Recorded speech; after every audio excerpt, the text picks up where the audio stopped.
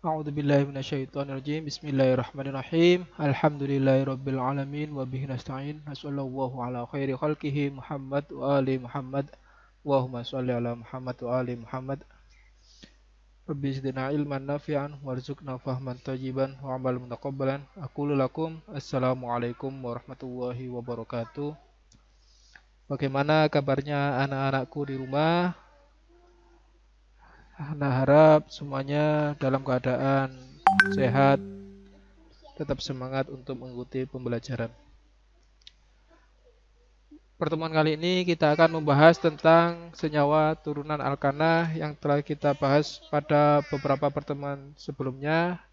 Saya akan mereviewnya sebentar, yaitu atom atau gugusan atom bagian dari senyawa yang menentukan sifat kimia senyawa tersebut disebut gugus fungsi. Jadi atom atau gugusan atom dari suatu senyawa, kumpulan dari beberapa atom yang menentukan sifat kimianya disebut gugus fungsi. Nah, di sini ada OH, ada gugus OH, ada gugus COOH, dan ada gugus CO. Nah, bagian senyawa inilah yang menentukan sifat dari senyawa tersebut. Bagian senyawa ini yang akan berubah jika dia reaksi dengan senyawa lain. Nah, ini ada beberapa homolog turunan senyawa alkana. Ada homolog alkil atau homolog alkil alkohol atau alkanol, alkoksi alkana atau ether. Untuk gugus fungsinya yaitu gugus OH, untuk ether itu gugus O. Untuk struktur umumnya ROH, struktur umumnya dari ether ROR. Untuk rumus umumnya yaitu CnH2n plus 2O. Contoh senyawanya 1 propanol. Untuk alkoksi alkana, contoh senyawanya metoksi etana. Nah, apa perbedaan dan kesamaan antara kedua rumus umum dan rumus strukturnya? Rumus umumnya dia sama, yaitu CnH2n plus 2O untuk alkanol atau alkohol dan ether. Alkohol dan ether dia memiliki rumus umum yang sama, yaitu CnH2n plus 2O. Sedangkan untuk rumus strukturnya dia berbeda. Untuk alkohol itu ROH, sedangkan untuk ether yaitu ROR, di mana R ini nanti dia adalah alkil.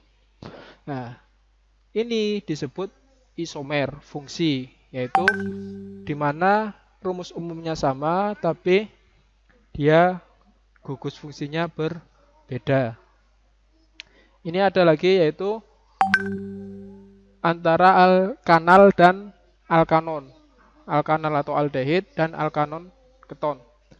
Untuk gugus fungsinya dari aldehid COH, untuk gugus fungsi dari keton CO. Rumus struktur umumnya RCOH, sedangkan untuk alkanon atau keton RCOR. Untuk rumus umumnya sama, CnH2nO itu sama.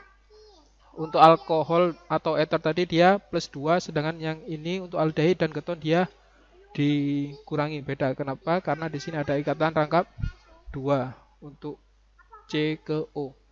Contohnya ini ada propanal dan butanon. Sama dengan yang tadi, dia rumus umumnya sama tapi struktur umumnya dia berbeda. Keduanya merupakan isomer fungsi. Kemudian ada lagi asam alkanoat dan alkil alkanoat atau ester. Untuk gugus umumnya, gugus fungsinya yaitu COOH, RCOOH untuk struktur umumnya. Sedangkan untuk gugus fungsi ester yaitu COOR, hidrogennya di sini diganti R. Karena hidrogennya diganti R, maka dia sudah bukan asam lagi, menjadi alkil alkanoat atau ester. Untuk rumus umumnya dia sama, CnH2nO2. Jadi kalau alkohol tadi CnH2n plus 2O, Untuk aldehid keton tadi CnH2NO. Untuk asam alkanoat dan ester dia CnH2NO2. Dia juga merupakan, dua ini merupakan isomer fungsi. Contohnya asam propanoat dan metil propanoat. Di sini ada asam karena di sini ada hidrogen. Ketika hidrogennya ini diganti menjadi metil, maka dia sudah bukan asam lagi, menjadi metil propanoat. Untuk tata nama alkanol atau alkil alkohol kita sudah bahas pada pertemuan sebelumnya, yaitu kita tentukan dulu rantai utamanya dan berikan penomoran atom C dimulai dari atom C yang paling dekat dengan gugus OH. Yang dekat dengan gugus OH, dia diberi nomor 1. Dikasih akhiran 0. 1 propanol. R-nya dia diambilkan dari alkananya. Contohnya di sini ada 1, 2, 3, 4 karena di sini dia dekat dengan gugus OH. Dia di nomor 3 ada gugus metil. Nanti namanya 3 metil butanol.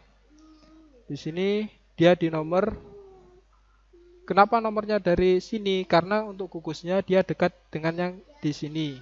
Kalau dekat dengan, kalau dikasih nomor dari ujung sini untuk nomor satunya, maka dia berada di nomor 3 untuk gugus OH-nya. Maka tadi yang pertama aturannya diberi nomor yang dekat dengan gugus fungsi. Maka dia dikasih nomor yang dekat dengan gugus fungsi, dia nomor pertama, yaitu 3 metil butanol. Dan seterusnya.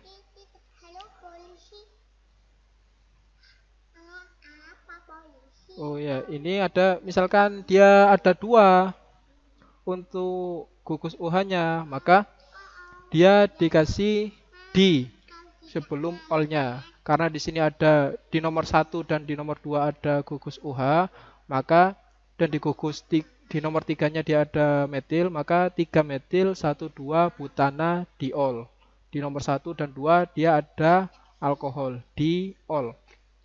Kalau ada 3 tri, berarti 1 2 3 propanatriol, atau nama lainnya gliserol, atau kalau 2 yang ini 1 2 etanadiol atau glikol.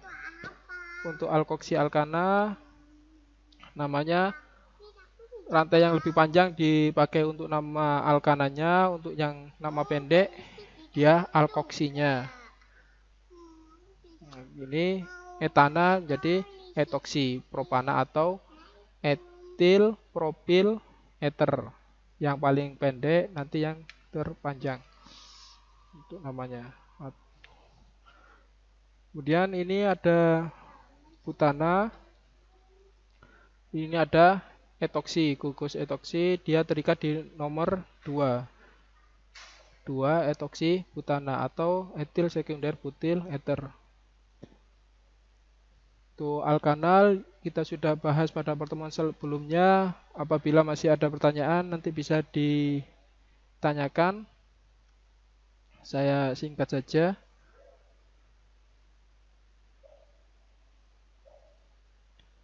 Nah, kemudian ini keisomeran. Kita juga sudah bahas pada pertemuan sebelumnya, yaitu ada 2 keisomeran, yaitu keisomeran struktur dan keisomeran ruang. Untuk keisomeran struktur dia ada 3, kerangka, posisi, dan fungsi. Untuk keisomeran ruang ada geometri dan optik. Nah, untuk keisomeran fungsi, dia yang memiliki rumus molekulnya sama, tapi dia gugus fungsinya berbeda. Dia alkohol dengan alkoksi alkana. Dia merupakan isomer fungsi. Alkanal dengan alkanon, asam alkanoat dengan alkil alkanoat. Ini merupakan gugus fungsi. Dia memiliki rumus molekulnya sama, tapi untuk fungsinya, gugus fungsinya dia berbeda. Nah, kemudian kalau isomer geometri, dia hanya dimiliki oleh senyawa turunan alkena atau yang ada ikatan rangkap 2-nya. Misalnya ini 2,3 diklorobutana. Di sini juga sama 23 diklorobutana. Untuk yang senyawa yang satu ini dengan yang ini bedanya apa? Yang ini CH3-nya dia di sebelah sini berseberangan, sedang Cl-nya di sini berseberangan juga. Sedangkan kalau yang ini dia sama-sama di atas, yang ini sama-sama di bawah untuk Cl-nya. Ini karena dia ikatannya tunggal, maka dia sama. Tapi jika alkena atau ada rangkap duanya, bentuk seperti itu dia berbeda. Kalau berseberangan seperti ini, Cl berseberangan dan CH-nya CH3-nya ini berseberangan, maka dia bentuknya trans. Trans 23 diklorobutena. Karena di sini 1 2 3 4. 4 itu butana, karena di nomor 2 dia ada ikatan rangkap duanya jadi butena, dan di nomor 2 dan 3 dia ada klor. Berarti dikloro. Nah, tapi ketika untuk gugus Cl-nya dia di satu sisi, di bawah semua atau di atas semua, maka dia cis. Jadi kalau dia berseberangan itu trans, kalau dia di satu sisi dia cis. Untuk yang belakangnya dia sama. Karena dia berbeda senyawanya, maka namanya juga harus berbeda. Untuk membedakan, maka diberi awalan cis atau trans. Kenapa seperti itu? Karena dia merupakan zat optis aktif, yaitu zat yang dapat memutar bidang cahaya terpolarisasi. Ya. Jika awalnya dia atas bawah, ini dia akan menjadi horizontal. Awalnya ini horizontal, ini awalnya vertikal, dia akan menjadi horizontal. Dia akan berubah untuk memutar bidang cahayanya. Nah, ini senyawanya yang tadi. Isomer optik yaitu zat yang rumus molekulnya sama tapi kemampuan memutar bidang cahaya terpolarisasi berbeda. Nah, ini. Sifat optis aktif hanya dimiliki oleh zat yang memiliki atom C asimetris. Atom C asimetris itu atom C yang mengikat 4 atom atau gugus yang berbeda. Misalkan atom C sini, 2 butanol. Dia mengikat 4 gugus yang berbeda. Di sini dia mengikat CH2, yang di sebelah sini dia mengikat OH, di sini mengikat H, dan di sini mengikat CH3. Nah, di sini beda. Di sini mengikat CH3, di sini CH2. Nah, untuk C yang di sini dia merupakan atom C asimetris. Nah, jika OH-nya di sini dia diletakkan di sebelah kanan dan di sebelah kiri ini sudah dia beda senyawa, karena untuk C asimetris yang mengikat 4 atom yang berbeda, dia untuk peletakan gugusnya dia sudah menjadi senyawa yang berbeda. Itu hanya terjadi pada atom C asimetris. Pak, apabila hanya 2 saja yang berbeda, apakah dia atom C asimetris? Tidak, syaratnya dia harus mengikat 4 atom C yang berbeda. Atau 4 atom gugus yang berbeda, bukan hanya atom C. 4 atom atau gugus yang berbeda. Di sini CH2, ini OH, sini H, ini CH3. Nah, di sebelah sini OH-nya di sebelah kanan, sedangkan di sini OH-nya di sebelah kiri. Nah, untuk yang sini dia sudah berbeda. Di sini ada asam laktat. Contohnya, campuran senyawa dextro dan levo akan saling meniadakan kemampuan arah putarnya. Campuran keduanya disebut asam rasemat. Tadi ada dextro dan levo. Ini maksudnya apa? Ini tadi. Dia akan memutar cahayanya dia searah jarum jam atau berlawanan dengan arah jarum jam.